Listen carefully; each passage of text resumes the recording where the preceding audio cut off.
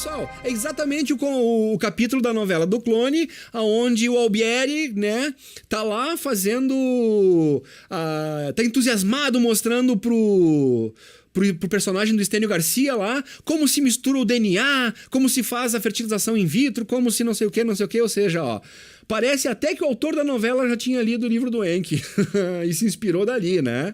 É muito as coincidências, né? Então vamos pular de novo aqui, ó. Agora vai ser bem legal. Então agora eles começam a ainda pensar assim, tá, mas como é que vai ser? Como é que nós vamos fazer essa inseminação? Né? A gente deve... quem será a barriga de aluguel? Que útero a gente vai escolher para dar à luz a esse ser que nós vamos fazer essa inseminação? Aí, no livro agora fala discorre sobre várias coisas desse gênero e como é que ia surgir e tal. Bem legal, mas vamos adiante, vamos poupar. Eu quero chegar aqui, ó, que é interessante, ó. Nimar fiscalizou com o Ninja Zizida, que é o filho do Enki, as fórmulas sagradas, ou seja, tia e sobrinho trabalhando juntos aqui. As fórmulas sagradas que se guardavam secretamente nos M-E. O que é esse Me? Tá? Entenda o meu. Quem assistiu o filme Matrix, né? Tem aquela questão, por exemplo, que o cara vai no computador, bota lá o Neo numa cadeira e diz: agora tu vai receber todos os ensinamentos sobre Kung Fu. Agora tu vai receber todos os ensinamentos sobre seja lá o que for, tu entende? Os Mi eram mais ou menos isso. Era como se fosse a faculdade. Os Me, como eles chamam, eram, por exemplo, tu tem o Me da reprodução ou da genealogia Anunnaki. Então, fala tudo sobre a genética Anunnaki. Aí tu tem os Me sobre os carros, que é o ME, sobre os carros espaciais. Então tem tudo sobre a tecnologia de como foi desenvolvido os carros espaciais, coisa e tal. Então sempre quando vocês encontrarem referências ao ME, fala-se, imaginem-se como fosse uma cadeira de faculdade, pra gente ter um entendimento bem claro de como funciona isso, ok? Ou melhor, um PhD, melhor dizendo, porque os conhecimentos são um pouco mais aprofundados, ou eu diria profundamente mais aprofundados, ok? Então o tio e sobrinha, né, que é o Ninja Zizida, irmão de Enki, e filho de Enki, me perdoe, e a Nimar, que é a irmã, começam a trabalhar nos MEs, né, e estudar como eles podem criar o Adão, transformar o ser bípede no Adão, tá? E aí começa toda a confusão. E pessoal, aqui eu vou dar uma liberada rapidinha também para nós pular e ficar um pouco mais rápido o negócio. É que assim, ó, então aí decidiram fazer o Adão. Do processo de decidir fazer o Adão até chegar no Adão, cara, ele deu um monte de coisa errada, eles misturaram várias essências, vários DNAs, criaram umas criaturas que não deram muito certa, aí um não ouvia, outro não respirava direito, os pulmões eram ruins, outros não... Aí cada vez eles iam lá e consultavam os MEs, né? E tentavam descobrir o que tinham feito de erro, e assim, tentativa, erro e acerto, eles foram indo. Então até chegar no Adamos, o caminho foi longo. Entendeu? Então agora sim, ó, vocês vão começar a entender agora daqui a parte mais legal, que é a parte que a gente vai entender a questão primeiro do barro, depois a questão da costela, ok? Então a questão do barro é o seguinte... Como os experimentos que eles estavam fazendo não estavam dando certo, os seres estavam sempre nascendo com defeitos, né? Os braços eram muito pequenininhos, as mãos não alcançavam a boca. Desculpa, os braços eram muito curtos, né? Outro não respirava direito porque os pulmões não sei o quê. O outro não enxergava direito. O outro não ouvia direito. E assim eles foram resolvendo. Aí eles iam lá, pesquisavam a essência, né? Ou o DNA Anunnaki. Depois eles vinham, pesquisavam a essência humana ou aquela daquele ser que tinha sido desenvolvido, que já era um ser mais evoluído do que a primeira inseminação que fizeram, né? Mas e aí foram corrigindo.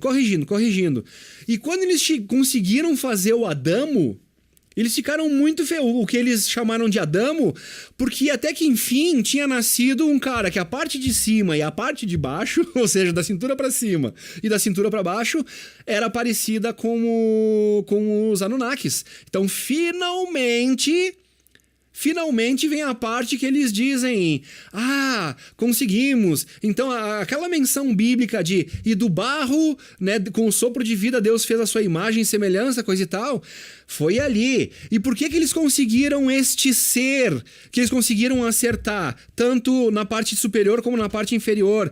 E era um ser que tinha a capacidade de aprender, que era um ser que conseguia falar, que era um ser que não tinha o corpo coberto de pelos e toda aquela história toda, né?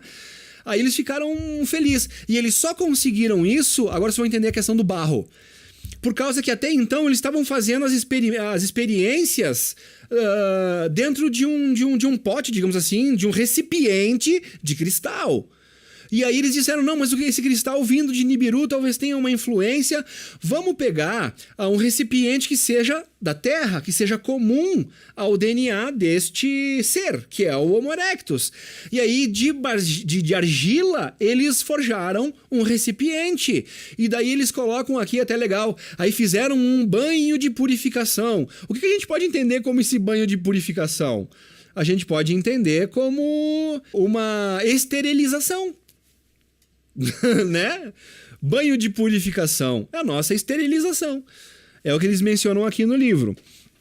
E daí, então, olha que legal aqui, ó. Olha como Nimar chegou a essa conclusão da questão do barro, onde leva a questão do barro. A frase aqui, ó. Nimar considerou cuidadosamente as essências dos ME, ou os Mi, né?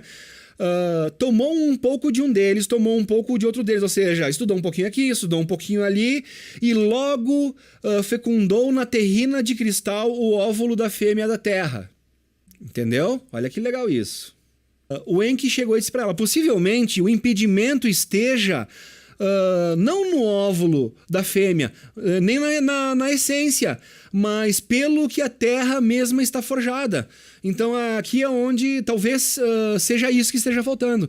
Então aqui é onde eles decidem não usar mais o cristal. Aí o Enki diz assim, ó: não use um recipiente de cristais de Nibiru, faz-o de argila da terra. Assim disse Enki, em posse de grande sabedoria, Nimar. Então aqui é a parte do barro, pessoal, aonde vai entrar aquela questão que eles resolvem fazer os trabalhos num recipiente de barro e não mais da argila de Nibiru e de barro da terra, né?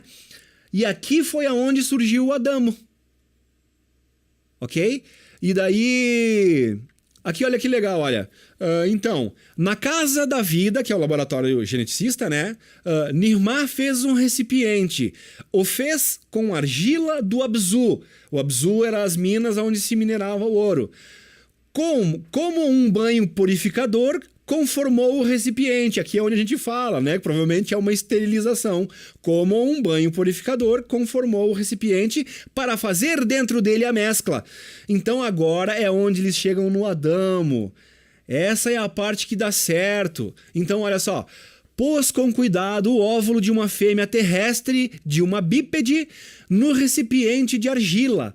Pôs no recipiente a essência vital extraída do sangue de um Anunnaki, através das fórmulas Mi, dirigiu isso à essência e pouco a pouco, e com mesura, ou seja, com medidas, foram acrescentadas ao recipiente. Depois inseriu o óvulo assim fertilizado na matriz da fêmea terrestre. Entendeu, gente? Então hoje a gente consegue entender, porque como a gente consegue entender cientificamente uma concepção, um experimento genético, uma clonagem, a gente consegue entender o livro de Enki, essa parte aqui, né? Então, a concepção está no livro aqui. Anunciou alegre Nimar. Esperaram o tempo do nascimento, né? E aí vem o nosso querido Adamo, que é o primeiro ser, que é o cara que foi expulso do Éden, né? Então aqui chegamos no Adamo. E só para reforçar, o Adamo, que é o Adão, mas não é o mesmo Adão que dá geração a Sete e que tem os filhos de Caim e Abel e que dá aquela confusão toda, o Adão da Eva. O Adão da Eva ainda está um pouco longe, pessoal, ok? E por que esse Adão da Eva está um pouco longe? Por causa que assim, ó, eles conseguiram fazer o Adamo, que é o expulso do paraíso, né? Aí eles têm que fazer a Eva do Adamo, né? Aí vem a questão que eles tiraram uma costela de Adão para fazer a Eva. Não, aqui eles deram outra mutilada feia na Bíblia, eles deram uma outra cortada e não é nada disso, e vocês vão entender agora a história da costela. Quando a história da costela apareceu, a Eva já tinha sido gerada. Entendeu? E essa história da costela foi um procedimento feito para que eles dois, Adão e Eva, pudessem reproduzir. Porque era só o que estava faltando para que eles ficassem iguais aos Anunnakis, era se reproduzir. Eles copulavam, mas não reproduziam. Entendeu? E aí vocês vão entender aqui, ó. Como é que eles chegaram ao Adamo? Né? Não foi só a questão do recipiente de barro. Além do recipiente de barro, eles tiveram que usar uma mãe de aluguel que fosse uma matriz Anunnaki, nibiruana. Entendeu? Então, enquanto eles estavam usando as matrizes, as fêmeas bípedes, que já eram uma evolução da espécie Homo erectus, né? Na verdade, a concepção no ventre estava sendo danosa ainda não estava dando o resultado que eles queriam. Então, quando eles fizeram a inseminação, a mistura dos DNAs dentro do recipiente de argila, e depois fizeram a fecundação ali. E depois a inseminação numa mãe de aluguel nibiruana, Anunnaki, e não mais terrena, descendente do Homo erectus, aí surgiu o famoso Adamos, o primeiro Adão bíblico. Ok? Então eu quero achar aqui agora a questão de quando eles descobrem que o Adamo não é reprodutor, quando ele não reproduz. Aí vem a história da costela. Da mesma forma como eles foram fazendo experimentos genéticos e chegaram no Adão, eles fizeram tudo exatamente da mesma forma, só que consultaram os famosos MES, né? O ME aquele, e não, dessa vez vamos fazer com uma essência feminina. Então, como eles fizeram o Adão, eles tinham que fazer a versão feminina do Adão, que a gente conhece como Eva. Só que essa primeira, que da mesma forma como a Bíblia coloca a Eva como a mesma que foi expulsa do paraíso e a mesma que gera o Caim e o Abel, não são. É mais uma mutilação da Bíblia. Na verdade, a primeira Eva, digamos assim, né, do primeiro Adão, ela é chamada de Tiamat, por causa que era o nome do nosso planeta depois que o nosso planeta sofreu um acidente cósmico, e desse acidente, desse choque entre planetas, a nossa Terra sobra metade dela. Essa metade que sobra desse acidente é a Terra que nós conhecemos hoje, e de Tiamat, que era o nome antigo, ela passa a se tornar Terra. Né? Então, como essa é a primeira fêmea feita na Terra, eles dão o nome a ela de Tiamat.